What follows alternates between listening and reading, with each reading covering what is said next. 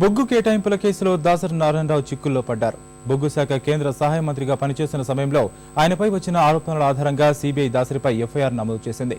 హైదరాబాద్లోని ఆయన నివాసంలో సోదాలు నిర్వహించింది. అటు కాంగ్రెస్ ఎంపీ నవీన్ జిందాల్ నివాసంలోనూ తనిఖీలు చేశారు.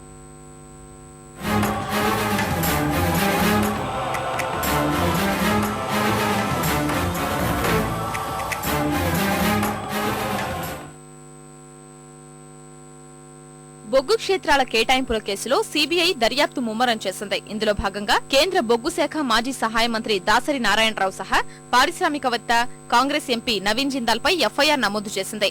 Jindal steel and power, Gagan span సహా మరో 2 సంస్థలపై సీబీఐ ఎఫ్ఐఆర్ నమోదు చేసింది.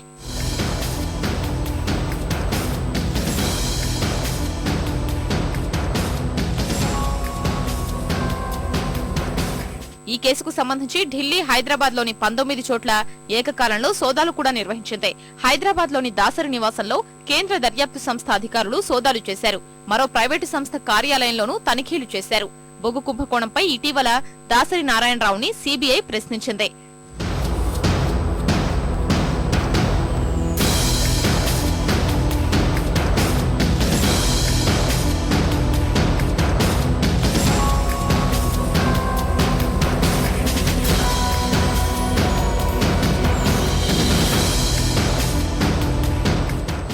ఇక ఢిల్లీలోని నవీన్ జిందాల్ నివాసం, కార్యాలయంపై దాడి చేసి కీలక సమాచారం కోసం వెతికారు. ఇక బొగ్గు కేటాయింపుల కేసులో సిబిఐ సోదాలకు సంబంధించి మరింత సమాచారం మా ప్రతినిధి ధనంజయ్ అడిగి తెలుసుకుందాం. ధనంజయ్, సిబిఐ సోదాలపై మీ వద్ద ఉన్న తాజా సమాచారం ఏంటి?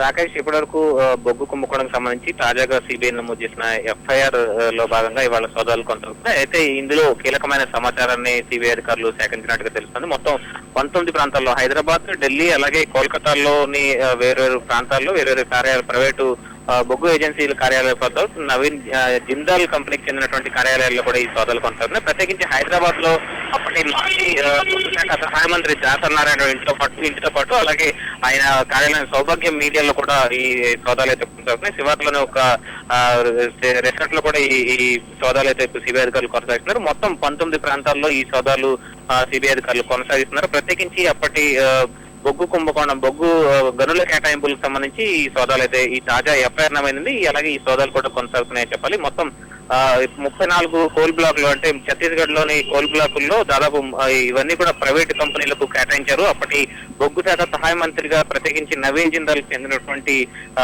జిందాల్ స్టీల్ అలాగే జిందాల్ పవర్ లకు ఈ కేటాయింపులు జరిగాయన్న ఆరోపణలకు సంబంధించి వారిద్దరిని కూడా నిందితులుగా చేర్చి సిబిఐ ఎఫ్ఐఆర్ నమోదు చేసింది. ఇందులో భాగంగానే సిబిఐ ఇవాళ ఏకకాలంలో 19 ప్రాంతాల్లో ఈ సోదాలు అయితే చేపట్టింది. కొన్ని కీలకమైన పత్రాలు ఇప్పటివరకు సిబిఐ అధికారులు స్వాధీనం చేసుకున్నట్టుగా తెలుస్తుంది ఈ కేటాయింపులకు సంబంధించి.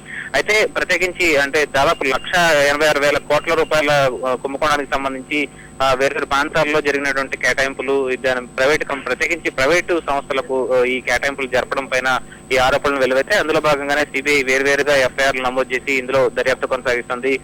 కాగ్ ఇచ్చినటువంటి నివేదిక ఆధారంగా ఈ కుంభకోణం వెలుగు చూసిందని చెప్పాలి. మొత్తం ప్రస్తుతానికైతే ఈ తాజాగా నమోదు చేసినటువంటి ఎఫ్ఐఆర్ కి సంబంధించి ఎంపీ నవీన్ జిందాల్ ఇల్లు అలాగే కార్యాలయాలతో పాటు వేర్వేరు ప్రాంతాల్లో ఉన్నటువంటి ఈ కార్యాలయాల్లో కూడా, జిందాల్ స్టీల్స్ కార్యాలయాల్లో కూడా ఈ సోదాలు అయితే కొనసాగుతున్నాయి. ప్రత్యేకించి జిందాల్ స్టీల్ అలాగే జిందాల్ పవర్లతో పాటు వేర్వేరు కంపెనీలకు ఈ బొగ్గు గనులను కేటాయిస్తూ అప్పటి బొగ్గు శాఖ సహాయ మంత్రిగా ఈయన దాసరి నారాయణ నిర్ణయం తీసుకున్నట్టు తెలుస్తుంది. అందులో భాగంగానే ఆయన ఈ గతంలో కూడా ప్రశ్నించారు. ఇప్పుడు తాజాగా ఈ ఉదయం వచ్చినటువంటి 2 బృందాలు దాసరి నారాయణ కూడా ప్రశ్నించడం జరిగింది.